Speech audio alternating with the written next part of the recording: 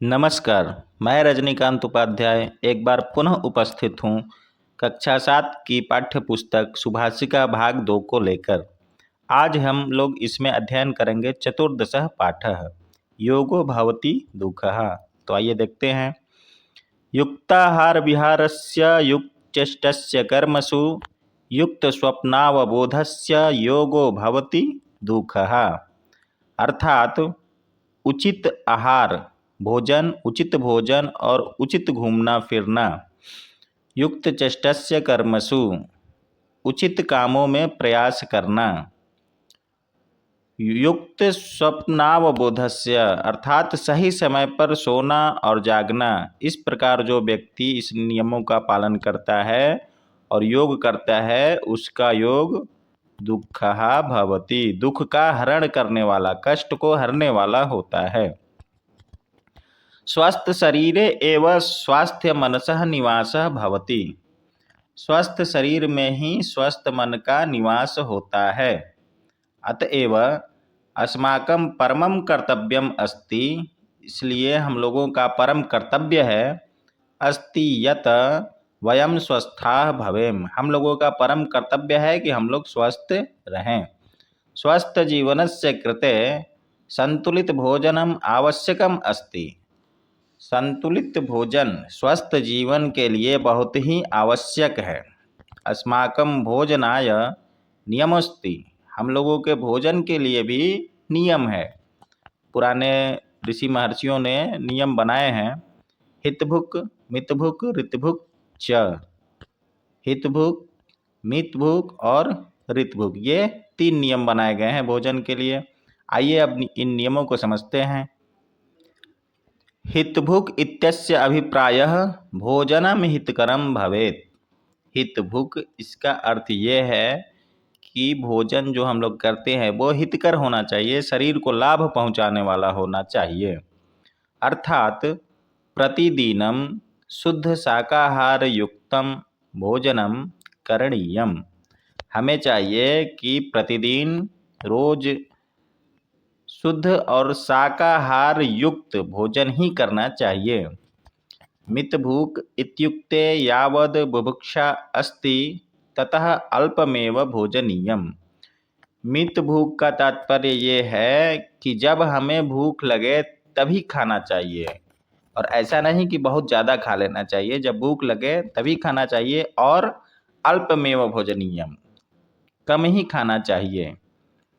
हितकरम अपि अधिकम भोजनम हानिकरमेव भवति। क्यों कम खाना चाहिए? क्योंकि हितकरम अपि, अगर शरीर को लाभ पहुंचाने वाला भी भोजन है और अधिक है तो वो शरीर के लिए हानिकारक होता है। इसलिए कभी भी अच्छा भोजन भी बहुत ज़्यादा नहीं करना चाहिए। यस्याम ऋतौ यत फलम भोजनम वा स्वास्थ्यकरम तदेव भक्ष्यम इति ऋतभुक इत्यस्य आशयः। कहने का तात्पर्य ये है कि जिस ऋतु में जो फल या भोजन उगता है उसे ही खाना चाहिए। सीजनली, जिसको हम लोग बोलते हैं अंग्रेजी में, सीजनली फल, सीजनली सब्जियां, वही खाना चाहिए।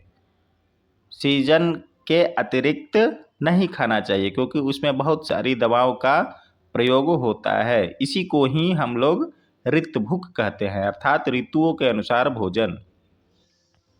अन्यथा हितकरम उचितम अपि भोजनम अनिष्टकरमेव। तो इस प्रकार से अगर आप ऋतु के अनुसार नहीं खाएंगे, बहुत अधिक खा लेंगे, और वो भले ही क्यों ना आपके शरीर को लाभ पहुंचाने वाला भोजन है, वह भी शरीर में अनिष्ट करता है, अर्थात खराबी करता है।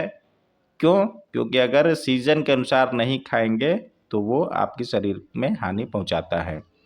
अनेन प्रकारेण, इस प्रकार से स्पष्टम अस्ति, स्पष्ट है कि यद भोजनम प्रति पूर्णम अवधानम आवश्यकम, कि भोजन के प्रति पूर्ण अवधान भी जरूरी है। मतलब कहने का है कि अभी भोजन किए और फिर दूसरी बार भोजन कर रहे हैं तो उसके बीच भी अवधान होना चाहिए समय का। ऐसा नहीं कि अभी भोजन किए फिर 10 मिनट बाद दिन भर खाते ही नहीं रहना चाहिए। भोजन के बीच में समय का व्यवधान रहना चाहिए। अस्माकं आचरणमपि शुद्धं भवेत्। हम लोगों का आचरण भी शुद्ध होना चाहिए। आचारहीनाः समाजे कदापि सम्माननीयाः न भवन्ति। आचारहीन अर्थात चरित्रहीन व्यक्ति समाज में कदापि कभी भी सम्माननीय नहीं होते हैं, अर्थात उनको इज्जत समाज में नहीं दिया जाता है जो चरित्र से हीन होते हैं। छात्राणां कृते तु ब्रह्मचर्य पालनम अत्यावश्यकम भवति। और छात्रों के लिए तो विशेषकर ब्रह्मचर्य का पालन बहुत ही आवश्यक होता है। ब्रह्मचर्येण स्वास्थ्यम एकाग्रता सहिष्णुता ओजः इत्यादयः सद्गुणाः वर्धन्ते। ब्रह्मचर्य के द्वारा स्वास्थ्य की एकाग्रता होती है, अर्थात अच्छा स्वास्थ्य होता है। सहिष्णुता, किसी भी चीज़ को सहन करने की शक्ति आ जाती है। ओजः, शरीर में बल। इस प्रकार से अनेकों सद्गुणाः, सद्गुण, दुर्गुण नहीं, सद्गुण, अच्छे गुण बढ़ते हैं। किससे? तो ब्रह्मचर्येण, ब्रह्मचर्य के पालन से। वयं सदैव निजकर्मसु सचेष्टिताः स्याम। हम लोगों को हमेशा अपने कर्मों को लेकर सचेत रहना चाहिए। स्वस्थ जीवनस्य कृते, स्वस्थ जीवन के लिए समुचित समये शयनं तथैव जागरणं च आवश्यकमस्ति। स्वस्थ जीवन के लिए उचित समय पर सोना और उचित समय पर जगना आवश्यक है। प्रातः काले सूर्योदयात् प्राक् जागरणं स्वास्थ्यवर्धकं भवति। प्रातः काले, सुबह के समय में सूर्योदयात् प्राक् अर्थात सूर्योदय से पहले जागना स्वास्थ्यवर्धकम भवति, स्वास्थ्य के लिए उत्तम माना गया है। योग शास्त्रस्य प्रणेता महर्षि पतंजलिः अष्टांग योगस्य मार्गम दर्शितवान्। योग शास्त्र के प्रणेता महर्षि पतंजलि भी अष्टांग योग का मार्ग दिखाए हैं। यमः, नियमः, आसनम, प्राणायामः, प्रत्याहारः, धारणा, ध्यानम, समाधिश्च योगस्य अष्टांगानि वर्तन्ते। योग के 8 अंग इस प्रकार हैं: यम, नियम, आसन, प्राणायाम, प्रत्याहार, धारणा, ध्यान और समाधि, ये योग के 8 अंग हैं। एतेषु आसनैः प्राणायामेन च उत्तमं स्वास्थ्यं लभ्यते। इन्हीं में से आसन और प्राणायाम करके उत्तम स्वास्थ्य का लाभ लिया जा सकता है। शौचादि क्रियातः निवृत्य अनंतरम योगः करणीयः।